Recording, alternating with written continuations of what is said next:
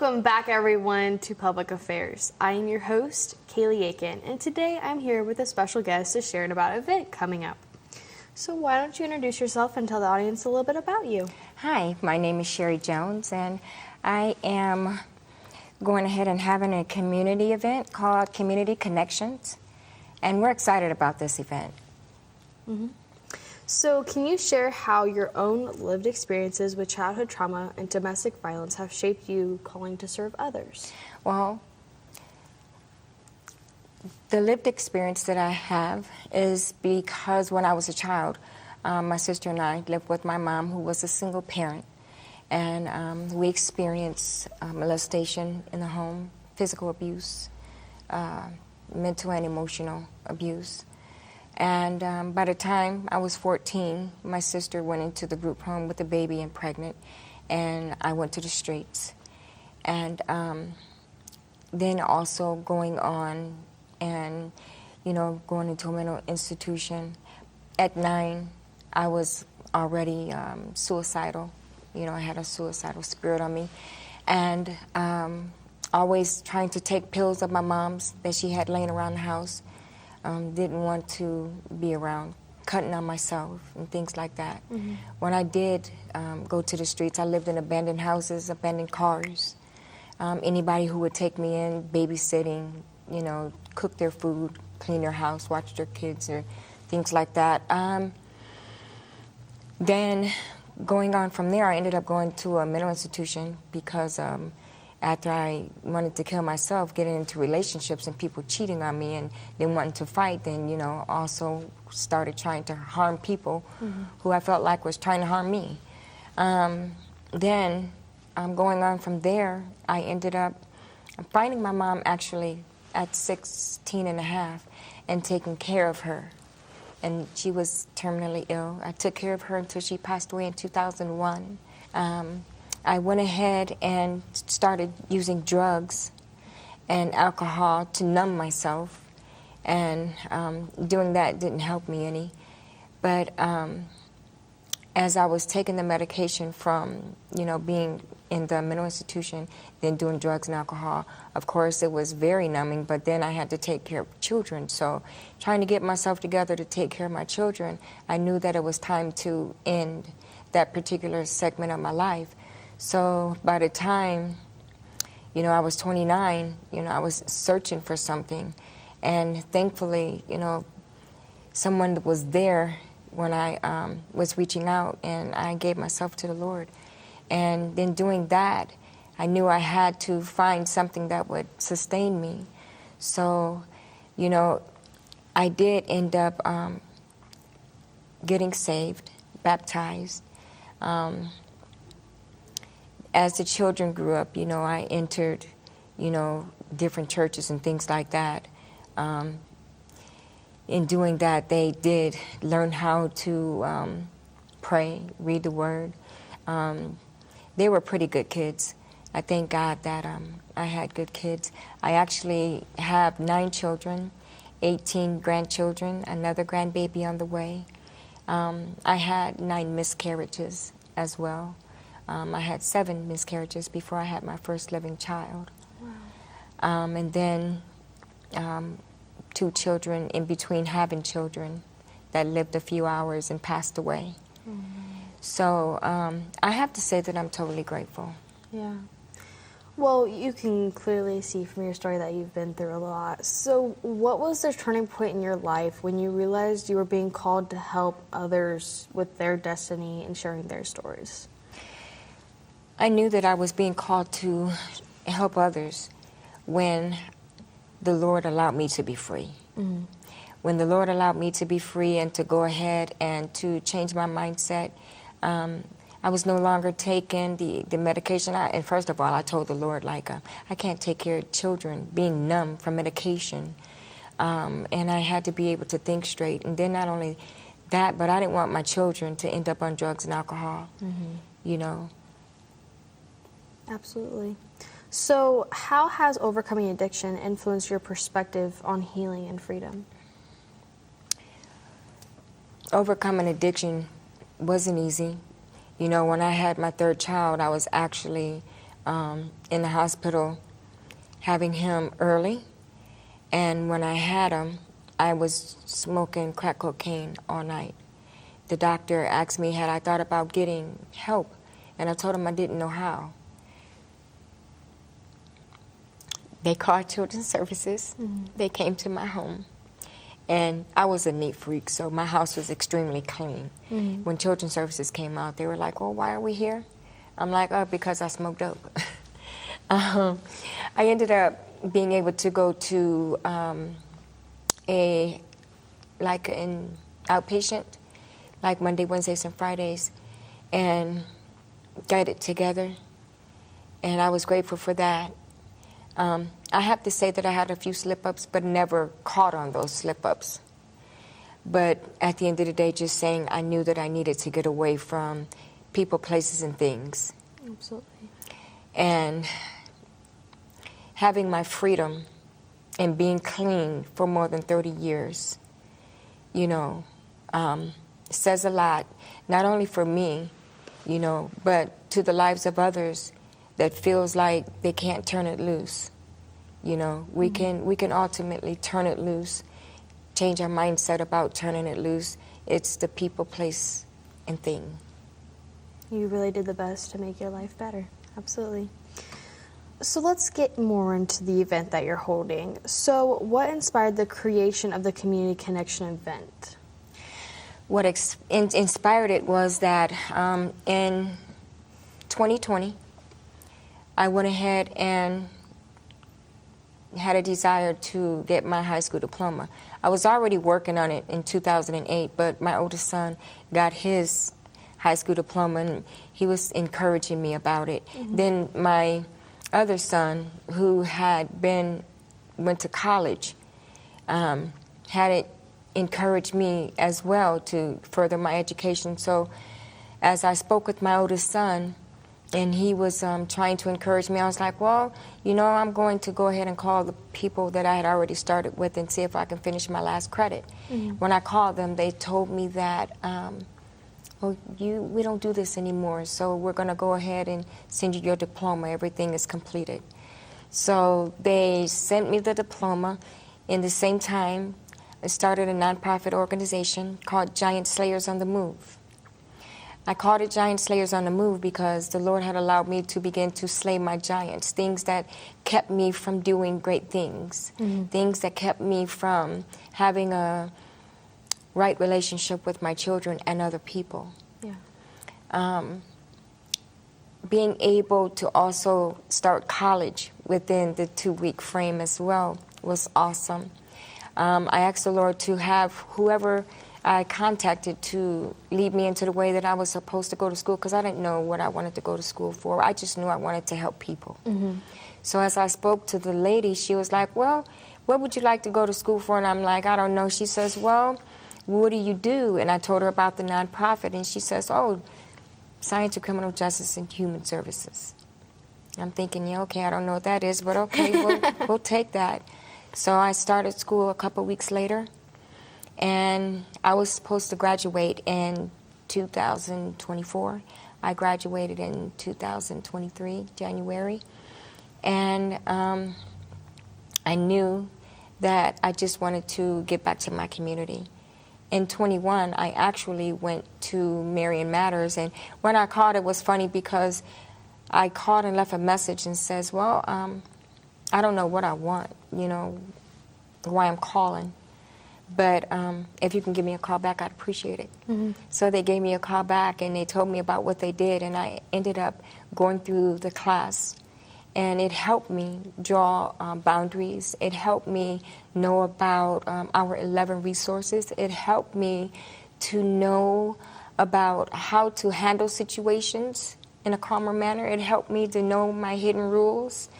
It helped me to learn how to build my social capital. It helped me to even know how to maintain finances. So it showed me a whole lot of things that I probably couldn't even sit here and name right now. But when I was told that I was able to one day sit at decision-making tables, in that class, I looked and was like, yeah, right. you know. And now I am sitting at decision-making tables. I sit on the board of Citizen Circle for re-entry at Goodwill for people getting out of prison. I am the pastoral resources. I do like praying for people or leading people through the Word, if that's what they choose, while I sit on the board with other community leaders who offer them their resources. I also facilitate, one of the facilitators for the Getting Ahead class with Marian Matters. I also worked with them until my doctor took me off work. They are a bunch of amazing people who really continue to support me, you know, so. Well, it sounds like you're one of them amazing people helping our community, that's for sure. So you talked a little bit about Marian Matters, and before we started, you told me about one of your stories that you had wrote. Do you want to share a little bit about that? Well, sure. So they told us to write a future story, and at the time of writing the future story, I was really in a bad place. And so being in that bad place, I was just trying to tell where I was. And so when I said the right now story, the right now where I was, is I said to the matter, I drew a sun, and I said, I've been looking to the Lord, trying to seek the answers, running strong in the beginning, falling behind because of circumstances, while desperately continuing to hold on, staying focused, walking in my destiny. God's bringing out the best in me so that the lives of others can be free. I'm humbly broken, waiting on housing, loving on others while not feeling love. Rejection and fear also rears its ugly head. But I'll learn, laugh, and love instead of going somewhere, losing my life or my mind, slaying every giant, wasting no more time. So because of that, it gave me a drive to continue to search for more. I knew that I needed to find a place. I was literally living in a hotel at the time, and we found our place. And so later on in class, at the end, she was like, well, write your future story. I had the sun, the trees, the place where we were living drawn and everything, and I said, as I look to Christ, the author and finisher of my faith, fighting to stay strong, finally in a place feeling I belong. Though humbled, I'm no longer broken on the journey of taking down the spirit of fear, pain, and frustration. I've been blessed by the best to also now have my own accommodation. I appreciate the gestation. Now processing and dealing with the reset of my mind, finding positive connections for my new direction is vital to someone's time. Environmental contamination is undoubtedly a thing of the past, thanks to Miss Heidi and Miss Michelle for the Getting Ahead class, acting as chemo to our mental cancer, shooting it straight from the hip, providing us with answers. Now left daily to examine myself. Left daily to examine myself, past excuses are no more up for grabs from that cluttered shelf. I must say, it was hard to take a stand, to get in a positive groove, but now I am in a better place to help other giant slayers on the move. Absolutely. I call it giant slayers on the move because of David slaying his giants. His giant, first of all, Goliath, and then the many other giants that he had to slay as he went through his life. And so, as the Lord allows me to slay my giants, I want to be able to help other people slay their giants, the big things that we think that we can't overcome. Absolutely. Well, I think you put that beautifully spoken, and that's the whole point of this event coming up. Yes. So, we will be taking a short break, and we will be right back. Text your request at 800-852-8199. We're praying for you.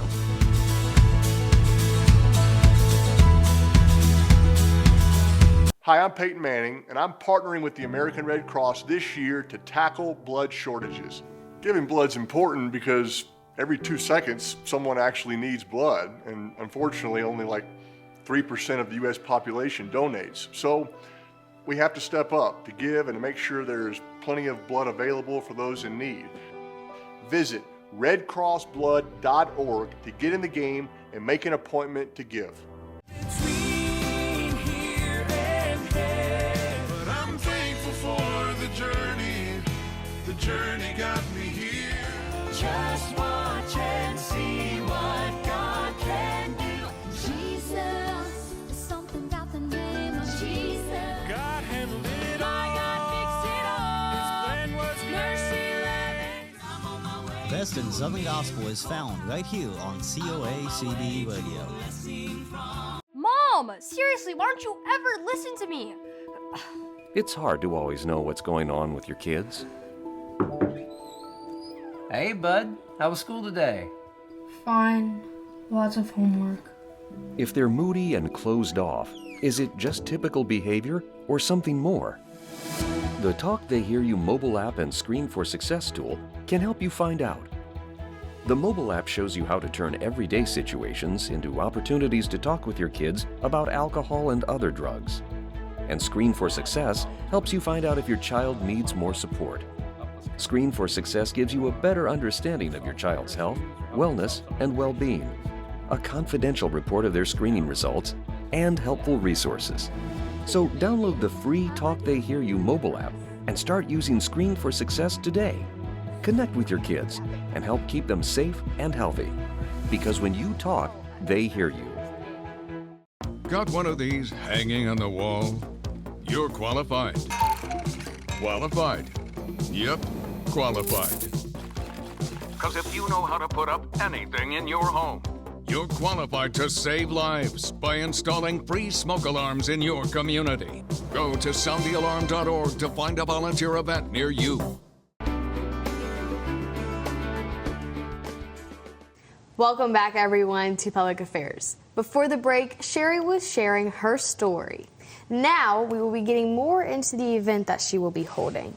So what outcomes or transformations are you hoping to see in the lives of the attendees as a result of this event? What I would love to see in the lives of them is that they know that they are not defined by situations or circumstances of any kind, that they can be, they can be all they can be. You know, like, a lot of times we get stuck and think that, oh, I can't do this or I can't do that. And I was one of those people who always felt like I wasn't enough, who always felt like I couldn't go from A to B, you know, and looked at people as they were making, you know, great decisions and, you know, great moves and stuff like that. And I always felt left out because I felt, oh, I'm not enough, I can't do that. But I want them to know that they can do anything they want to do, be anything they want to be, and I want to be able to just take away that they have support and know that they're loved as well. And the great amount of support that they'll have along with resources is going to also be great. Absolutely. So I forgot to even ask, when and where is this event? It's going to be in Founders Park, downtown Marion. It's going to be from noon to 4 on August 23rd. Absolutely. And we'll have that on the screen for them as well. So I know you've said you weren't sure, but who will be giving testimonials at this event? What kind of are you looking for? Well, I'm looking for people who have lived experiences, who are able to go ahead and say, I've been there, and I can relate to what you're going through. Yeah, absolutely. You want to be able to show that connection through the testimony. Yes. Absolutely. So you talked a little bit to me before about how you're going to have some entertainment and some food. So you want to share a little bit more about that? Oh, that's going to be awesome. So we're going to have entertainment, music. We're going to have face painting, games. We're going to have, there's going to be like tons of games. The resources from community leaders on their tables. Also, we're going to have food. Just surmounts of abundance of things for everyone to do. Hair cutting. The children will have ability to get their hair cut. Also, young ladies, will get their hair combed and, in styles. It'll be around going back to school or either school a little bit before after it has started. But we want to be able to, again, support families, love on them, give them resources, allow them to know that we're going to walk this journey with them. Absolutely. I think that is beautifully spoken. It's kind of, when you told me about that, I wasn't sure because different entertainment, but definitely needed as well. Yeah. So why is community support so vital in the healing process from trauma, addiction, or abuse? Well, if you go ahead and allow somebody to come out of mental institution, say for instance, because we can be locked up in a mental institution, we can be locked up in jail.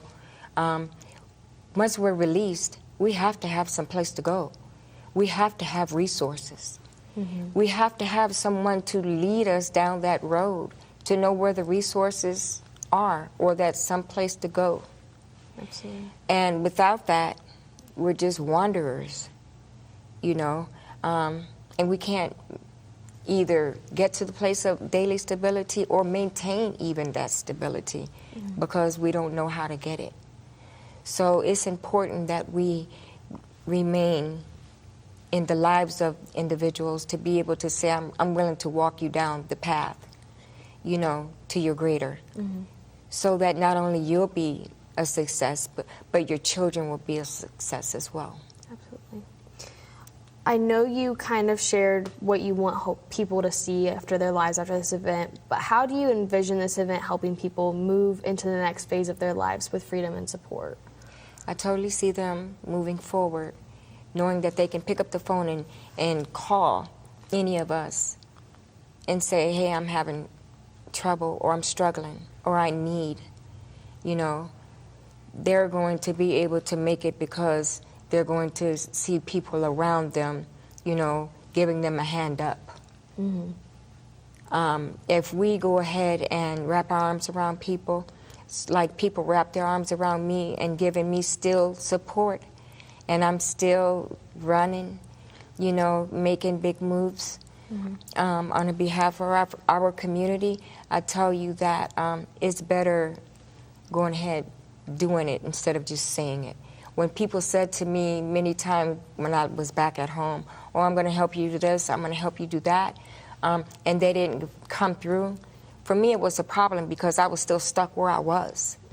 But at the end of the day, finishing the way that I did here in Marion and being connected to the people that I'm connected to, it's a big deal.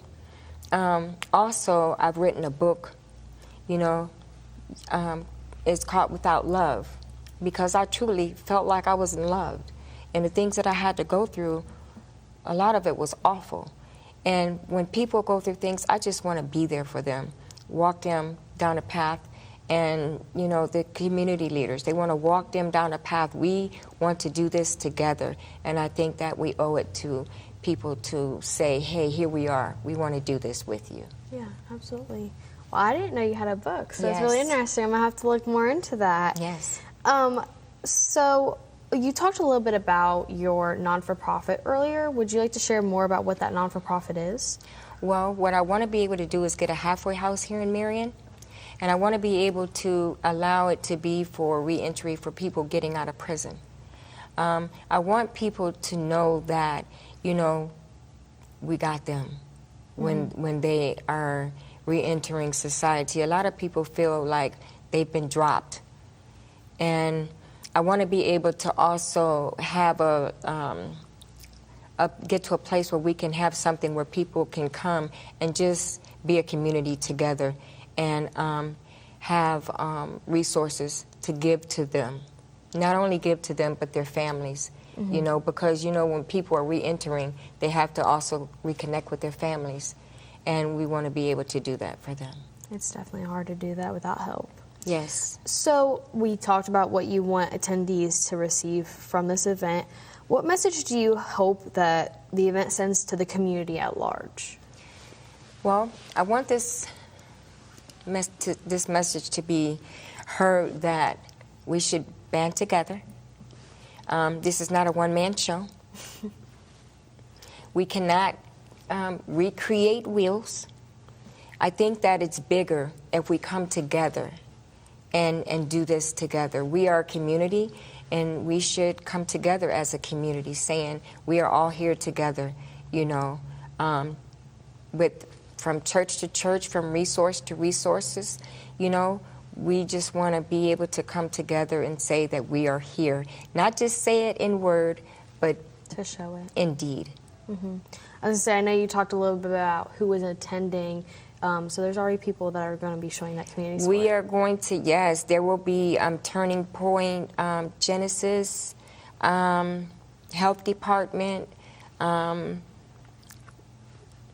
the Marion Matters, like the people that I've talked to from Citizen Circle, the community collaboration, many of us that come together on third Wednesdays.